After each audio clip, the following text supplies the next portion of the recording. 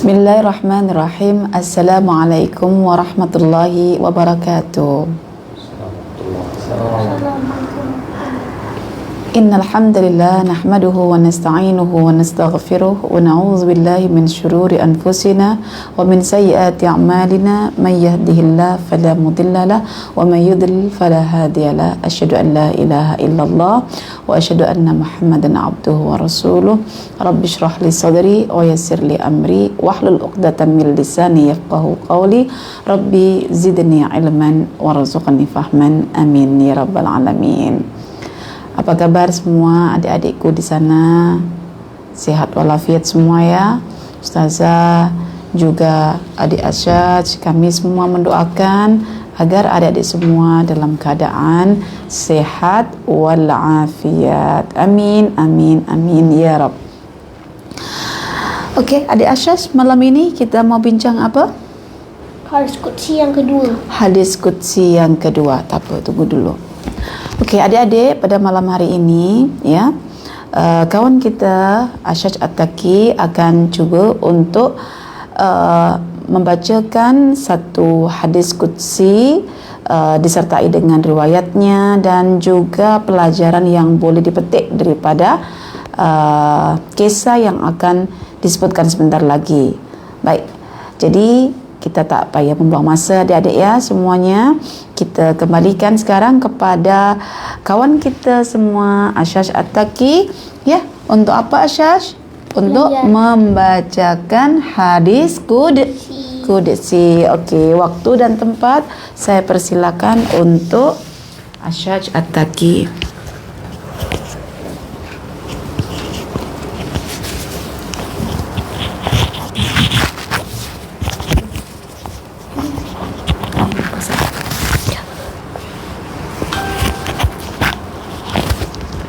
Okey, bacakan ya.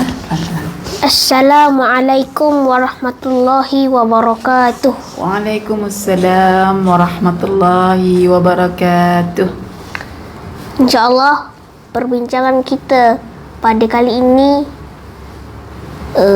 berbahas tentang hadis Qudsi yang kedua yang bertajuk Sang Nabi yang disengat semut. Allah berfirman dalam hadis Qudsi yang berbunyi, Afi an qarasat kanamlatun ahlakta ummatan minal umami tusabbihu.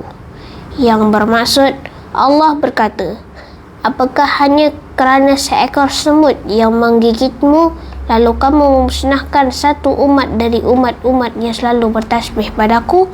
Hadis riwayat Muslim. Kawan-kawan semua yang diridai Allah. Sahabat Abu Hurairah meriwayatkan bahawa Nabi Muhammad sallallahu alaihi wasallam pernah bersabda, suatu hari Nabi Uzair lewat di satu perkampungan. Lalu Allah membinasakan penduduk kampung itu kerana mereka bermaksiat. Kerana keheranan, Nabi Uzair berkata, wahai Tuhanku, di tengah-tengah penduduk ini ada bayi, ada hewan-hewan dan ada orang-orang yang tidak melakukan perbuatan dosa. Tidak lama kemudian, Nabi Uzair singgah berteduh di bawah sebuah pokok. Nah, ketika ia berada di bawah pokok, tiba-tiba seekor semut menyengat sang Nabi. Kemudian sang Nabi pun menyuruh orang-orang untuk membakar sarang semut tersebut. Allah lalu berkata pada sang Nabi, apakah hanya kerana seekor semut yang kamu binasakan umat yang bertasbih? Hadis riwayat Bukhari. Pelajaran hadis. Alangkah indahnya pelajaran yang ingin diberikan oleh hadis Qudsi ini. Sekelompok semut boleh dianggap hewan yang tidak bernilai oleh manusia, tapi oleh Allah ialah hewan yang sangat berarti. Kerana itu harus diperlukan dengan layak seperti makhluk Allah. Semut juga ciptaan Allah yang berbakti pada Tuhannya dengan cara bertasbih. Kawan-kawan semua, cuba kamu memperhatikan hadis Qudsi ini yang Allah tegur. Bukan orang sembarangan, tapi seorang Nabi. Kerana Allah menilai bahawa ia tidak mengindahkan semut, maka Allah memperingatkannya. Jadi itu yang disampaikan. Okey, baik. Tak payah kita ganti-ganti, ya. Okey. Masya Allah, Asyaj, ya, adik-adik semuanya. Hadis Qudsi ini menceritakan tentang masalah manusia dan semut. Adik-adik pernah tengok semut tak? Pernah digigit semut tak? Asyaj, pernah digigit semut? Semua manusia kat dunia pernah. Okey, saya tanya Asyaj. Asyaj pernah digigit semut? Pernah. Pernah. Kalau digigit semut macam mana? Bunuh semut tu. Oh, bunuh semut itu maksudnya marahlah karena digigit begitu. Betul. Tapi kalau dalam kisah itu yang digigit semut siapa? Nabi Uzair. Seorang nabi. Seorang nabi digigit semut. Asyaj digigit semut. Adik-adik digigit semut. Nabi Uzairnya marah ke tak? Marah. Marah. Asyaj digigit marah juga tak? Marah. Adik-adik digigit marah tak? Marah. Bermakna sama Adik-adik semua dengan Nabi pun sama. Sama-sama geram ya kalau digigit semut. Tapi walaupun dia seorang Nabi, yaitu Nabi Uzair, karena memperlakukan semut tidak adil, ya, yang tak bersalah pun dibakar, Allah tegur tak? Allah tegur. Bermakna kalau misalnya umat Islam sekarang, ya, ada di antaranya yang melakukan kesilapan, Allah tegur tak? Allah tegur tak? Tegur. Kalau Asyaj punya kesilapan, Allah tegur tak? Tegur. Allah tegur. Cuma masalahnya ketika ditegur itu mau ke tak mau terima? Kadang-kadang mau diterima, kadang-kadang tak mau diterima. Okey, kadang-kadang mau diterima, kadang-kadang tak mau diterima. Hawa nafsu. Okey, cuba cakap. Ikut hawa nafsu. Cuba cakap. Sabar. Maksudnya tu kalau kita dah buat jahat kan, Allah tegur kita. Kalau sabar dapat pahala. Kalau ikut hawa nafsu ya berdosa lah. Okey, jadi adik-adikku semuanya, ya. Hadis yang dibacakan oleh kawan kita tadi, iaitu Asyaj Ataki, adalah hadis Qudsi yang menceritakan tentang perjalanan Nabi Uzair. Adik-adik kenal tak Nabi Uzair? Tak kenal lagi. Jadi Nabi Uzair itu antara Nabi yang Allah utuskan untuk kaum siapa? Kaum Bani Israel. Jadi satu ketika Nabi Uzair ini sedang melalui satu perkampungan, ya. Di situ beliau digigit seekor semut. Merasa geram, digigit seekor semut, maka dia pun mencari sarang semut itu, sehingga satu sarang itu dibakar oleh Nabi Uzair. Maka Allah pun menegur Nabi Uzair. Ini hadisnya sahih adik-adik ya. Bagi tahu saya hadisnya sahih. Ya, karena Nabi Uzair membakar sarang semut itu Allah tak suka. Bila Allah tak suka, Allah tegur. Cara menegurnya adalah begini. Perhatikan ya adik-adik semuanya. Adakah kerana satu ekor semut yang menggigit kamu, lantas kamu bunuh semua semut itu? Adil ke tak adil? Tak adil kan? Tak adil. Yang gigit satu, yang kita bunuh semua. Okey, jadi sekarang kita cuba bincang sedikit tentang masalah semut sebelum kita bincang tentang Allah itu siapa, ya. Tentang semut.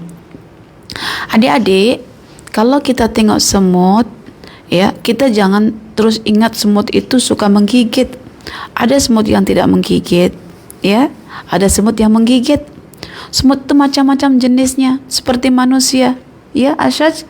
Ada manusia itu yang jahat, ada yang separuh jahat, ada yang jahat biasa, ada yang super jahat, Terjahat. ada yang baik, Ada yang jahat. ada yang baik gila.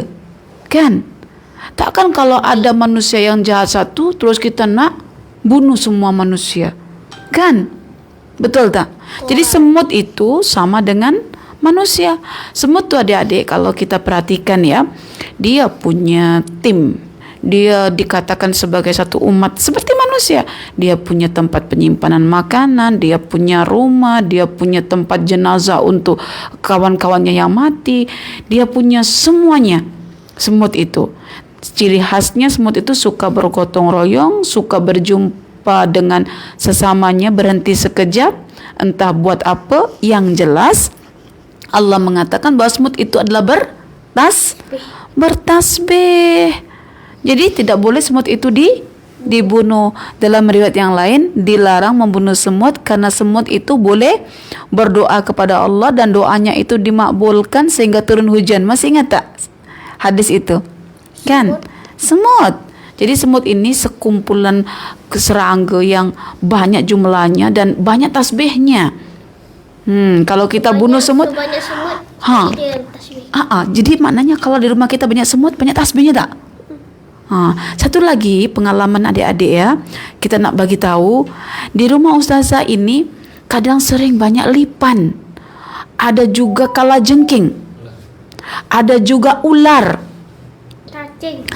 Ulat. Kadang-kadang kalau ustazah keluar sudah kita hitung dah kira hampir 5-6 kali ya, ada lipan besar, ada kalajengking ya, ular.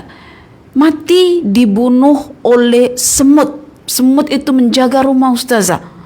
Masya Allah. Padahal ustazah itu kalau sudah malam-malam misalnya pukul 2 ke pukul 3 gitu ya, kalau terbangun tuh biasanya jumpa lipan besar itu, ustazah kejar tuh dah hilang. Ya, tak taunya keesokan harinya gitu sudah mati dibunuh oleh semut. Allah jaga ustazah dan keluarga daripada lipan itu dengan mengirimkan semut. Jadi ustazah berhutang budi dengan semut. Coba tengok semut itu.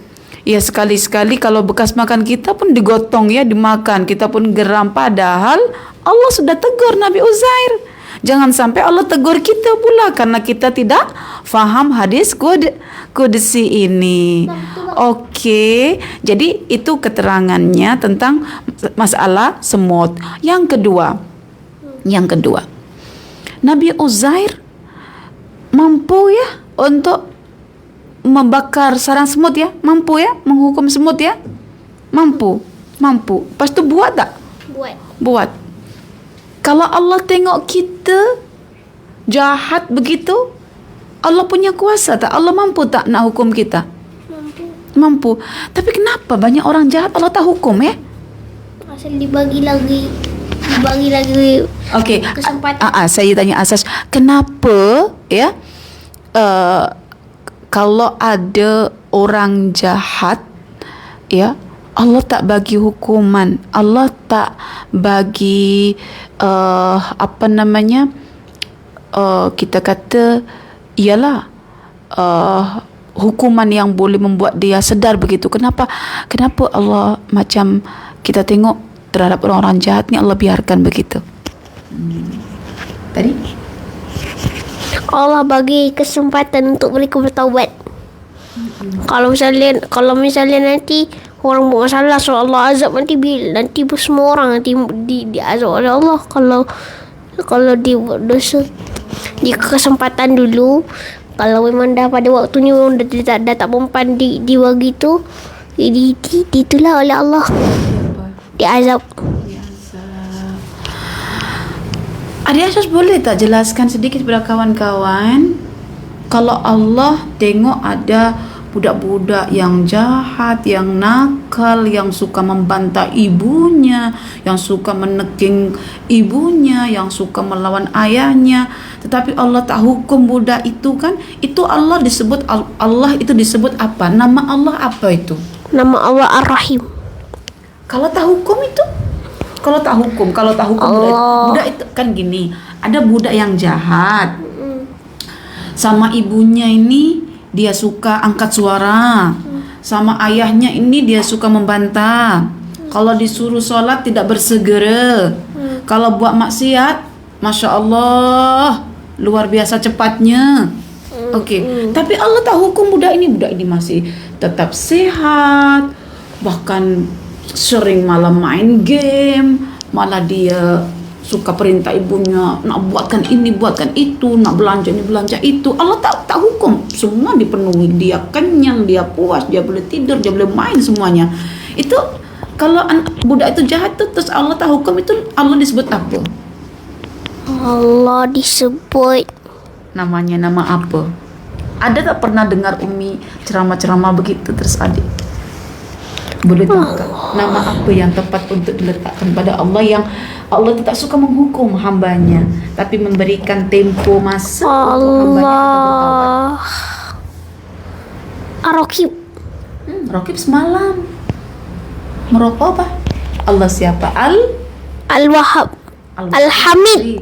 Al-Hamid yang terpuji. Al-Ilah. Al-Halim. Halim. Al-Halim. Allah Halim. Oke, coba jelaskan Allah Al-Halim pada adik-adik semuanya, kawan-kawan semua. Allah Al-Halim tu yang maksud menangguhkan azab yang akan diberi pada orang yang dia tak suka. Yang jahat. Tujuannya ditangguhkan azab itu supaya apa? Supaya dia sadar lah. Kalau tidak sadar Allah buat apa? Kalau tak sadar juga, maka Allah nak buat apa pada budak yang jahat itu? Dia azab. Oke, diazab. Yang azab itu Allah Ar-Rahim. Oh, Masya Allah. Kalau Allah mengazab itu Rahman. Allah Ar-Rahim. Ar-Rahim daripada Ar-Rahman. Boleh tak adik Asyas jelaskan sedikit Ar-Rahman dengan Ar-Rahim itu pada kawan-kawan? Sama Ar-Rahman sama Ar-Rahim. Bezanya apa? Kan satu Ar-Rahman, satu Ar-Rahim. Ar-Rahim tu nama Allah yang akan beri azab. Yang diazab tu Allah Ar-Rahman. Yang beri azab tu namanya Allah Ar-Rahman, begitu? Salah. Adik kenal tak Al-Imam Ibnu Qayyim Al-Jauziyah? Tahu. Siapa dia? Imam terkenal. Yang terkenal. Nak macam itu. Nah, Ar-Rahman itu ya,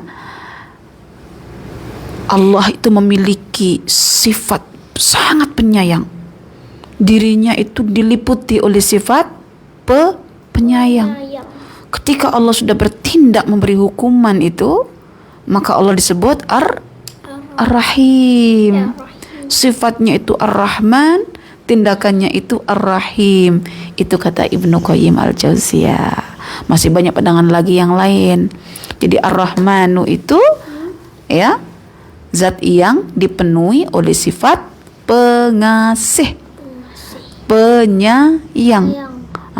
Karena sayangnya Allah pada manusia, maka manusia yang sudah berbuat jahat tak sedar-sedar ketika diberi nikmat, maka Allah azab ya, supaya sadar. Oke. Jadi Nabi Uzair itu sebetulnya dalam kisah ini inginnya diajari Allah untuk bersifat Al-Halim, yaitu memaafkan kesalahan di saat dia mampu untuk menghukum orang itu. Adik misalnya Asyaz ya, berkawan dengan seorang budak kecil. Budak kecil itu jahat gitu. Pukul adik, tinju gitu kan. Adik boleh tak? Adik ada kekuatan tak untuk belasa dia? Lagi kuatlah adik kan. Tapi kalau adik nak contoh Al-Halim, adik tahan diri ke adik luahkan kemarahan adik kepada budak kecil itu?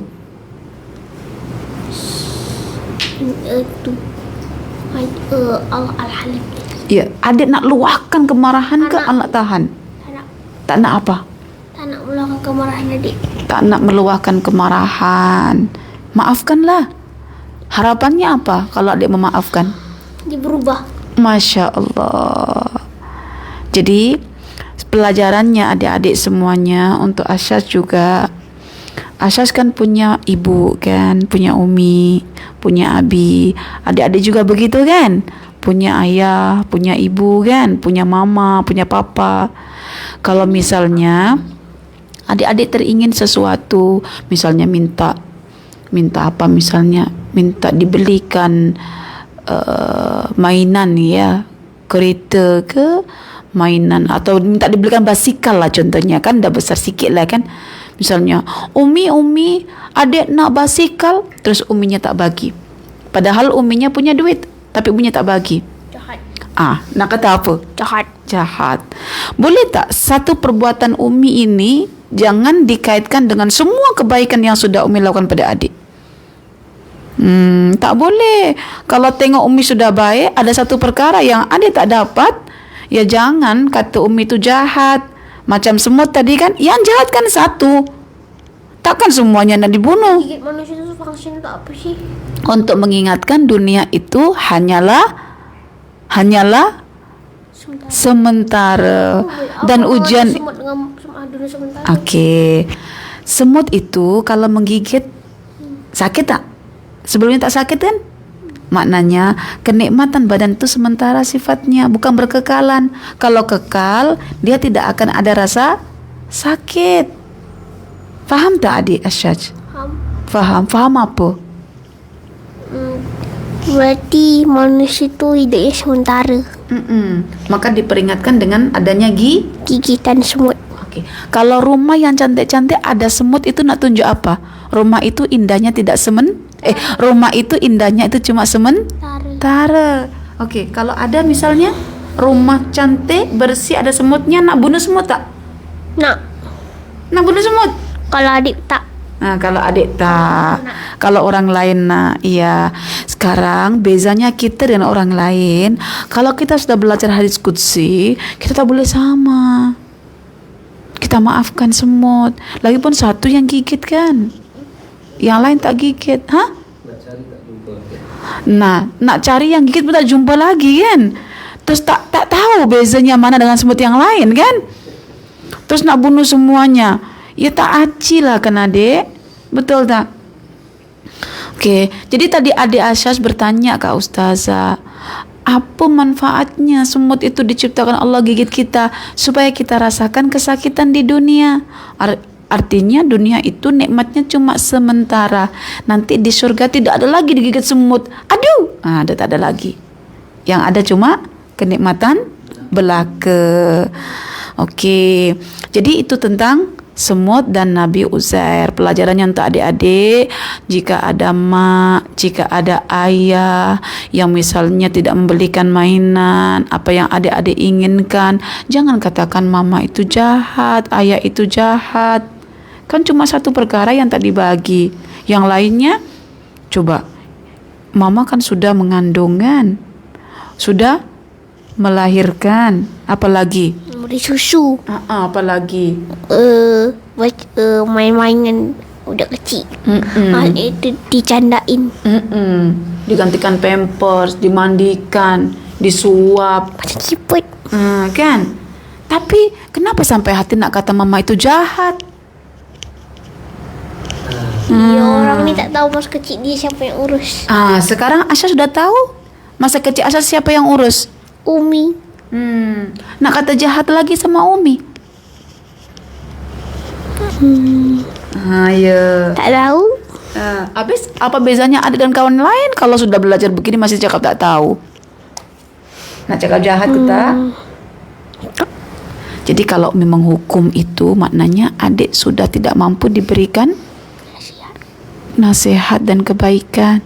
Kalau dibagi nasihat dan kebaikan mempan, maka Umi tak payah menghukum. Begitu adik-adik, Allah Maha Pengasih, Allah Maha Penyayang. Andai kata kita buat jahat terus dihukum oleh Allah, pasti Nabi Uzair dibenarkan untuk membunuh semut kan? Andai kata kita buat jahat sedikit Allah terus hukum, kita tak mungkin hidup, kita pasti akan mati semuanya. Jadi Allah itu memberikan kita nikmat, ada ibu, ada ayah, ada adik, ada abang, ada kakak, ada kawan, supaya kita sadar bahwa Allah menyayangi kita. Al-Halim tadi ni. Bahwa Allah menyayangi kita. Jadi hari ini Asyaj, kita belajar nama Allah berapa ya? Oke. Berapa nama kita belajar nama Allah di sini dalam kisah ini? Nama apa saja tadi yang kita bincang tadi? Tiga. 3. Al-Halim, Ar-Rahim, dan Ar-Rahman. Masya Allah. Coba pesan terakhir untuk kawan-kawan di sana. Adik Asyad cakap apa? Sabar atas ujian. Masya Allah. Semut tu gigit kita pun ujian juga. Oke. Adakah hadis yang mengatakan bahwa kalau kita digigit semut itu dapat pahala? Ada? Ada ya? Mengapa ya digigit dapat pahala? Kalau membunuh semut dapat dosa. Kalau digigit semut dapat dapat pahala. Perbandingannya tu dulu masa kisah Nabi Ibrahim tentang cicakan semut. Tak. Tadi menarik tadi dek. Kalau membunuh semut itu Berdosa. Kalau digigit semut dapat Ya tak dapat apa-apa lah. pahala. Pahala. Kalau tak bunuh semut pun dapat pahala juga. Okey, ulang balik lagi. Kalau membunuh semut dapat Dosa. dosa. Ya. Adik-adik tutup, adik-adik gulung. Okey. Coba buat kesimpulan. Kalau bunuh semut dapat, Dosa. kalau digigit semut dapat, Pahala. pilih mana? Nak yang dua yang kebaikan. Tak nak bunuh semut dan biarkan kalau semut gigit kita. Maksud begini. Kalau digigit semut dapat pahala. Kalau membunuh semut dapat dosa. Adik pilih yang mana? Nak digigit ke nak bunuh? Nak digigit.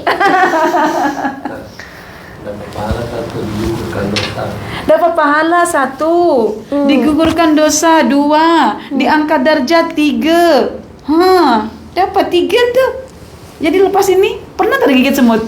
Pernah. Semua orang kat dunia pernah. Oh, bermakna semua orang kalau Muslim berpahala lah kan? Apa pernah gigit semut tak? Abang. Semua orang pernah. Semua orang pernah. Umi. Kerap digigit semut. Nah, Kalau Jadi Nabi ada- Adam gigit semut tak? iya kan ada cakap semua orang pasti digigit semut. Adik tak tahu sangat. Jadi adik buat kesimpulan di sini. Untuk kawan-kawan pesan Kesimpulan. pesan adik apa yang adik nak sampaikan melalui Apa pelajaran. ya? Pesan untuk kawan-kawan semuanya terkait dengan hadis qudsi ini, apa yang perlu kita Apa ya? lakukan. Tadi tuh bersabar tuh. Sabar. Kalau kita semut gigit ni pun musibah juga. Kita harus diuji sabar ke tak. Kalau tak sabar, dia tak dapat pahala. Satu juga nak menggugurkan dosa. Banyaklah cara Allah untuk nak memadamkan dosa kita dengan cara ujian yang sebanyak. InsyaAllah. Alhamdulillah. Jadi kita nampak siapa?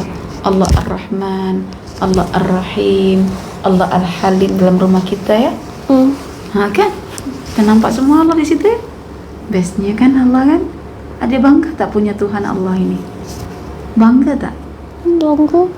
Kalau bangga punya Tuhan Allah, kalau dah dipanggil Allah, Allahu Akbar, Allahu Akbar. As-salatu khairum minan naum. Masih tidur ke? Masih tidur. Kalau sayang sama Allah itu lah Sabar nih Abdul Somad tadi. Sabar. kena sabar dalam ketaatan itu. Oke. Jadi kita luaskan adik ya, bukan hanya pada semut, pada siapa saja, kepada abang kita perlu bersabar. Betul tak? Semut saja gigit dapat pahala, lagi lah abang gigit adik dapat pahala juga kan? Manusia gigit manusia. Gigit perasaan. Nah, adik juga kena sabar dengan Abi. Betul tak? Kena sabar dengan Umi. Oh, berarti Allah itu as-sabur juga, dapat as-sabur. Allah Maha Sabar, kan? Oke. Jadi adik-adik, kawan-kawan semuanya, kalau adik-adik nanti tengok semut, ingat ya, ingat Allah siapa? Ingat Allah Al-Halim. Kita ingat kisah Nabi Uzair. Belajarlah untuk memaafkan kesalahan orang. Jangan menghukumnya. Harapnya orang yang dimaafkan itu segera bertaubat kembali kepada Allah. Oke. Oh, ini apa nih? Kisah istimewa Asmaul Husna. Oh ya, untuk adik-adik semuanya, ini ada buku tentang Asmaul Husna. Kalau ingin tahu tentang nama-nama Allah, bolehlah miliki buku ini. Hubungi nombor Rami 01126412523. Oke, Asa sudah mahir mempromosikan bukunya. Asa sudah berapa kali baca buku ini? Baru sekali. Baru sekali. Kalau yang ini stok dia dah habis. Oh, tetap ada stok. Oke, tak apa. Kita kalau bincang ini nanti kita masukkan ke buku ni. Oke. Ya, setiap kisah dalam hadis qudsi adik-adik semuanya kita akan coba refer ke buku ini ya, sebagai buku panduan untuk anak-anak berkaitan Asmaul Husna.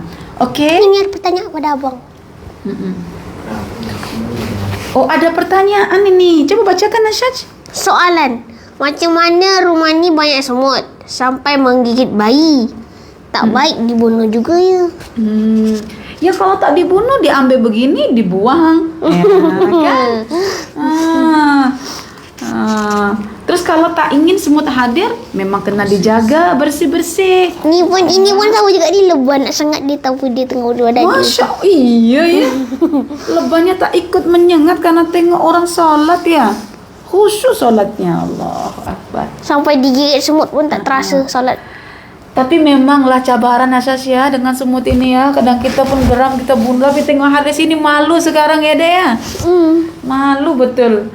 Pas ini kita bertaubat. Rabbi ghafirli wa tub alayya innaka antat tawwabul ghafur. Ya Allah, aku mohon ampun dan bertaubat kepadamu. Sesungguhnya Engkau Maha penerima taubat lagi Maha Mengampun.